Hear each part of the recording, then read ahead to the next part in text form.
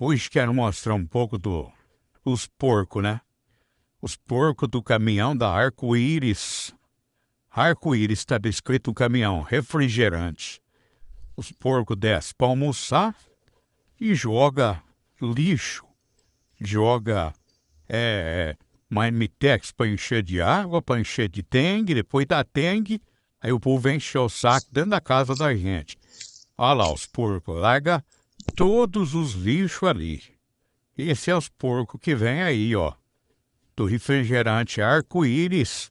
Fala para eles, recolhe o lixo, põe na sacolinha, não joga na frente da casa dos outros, né?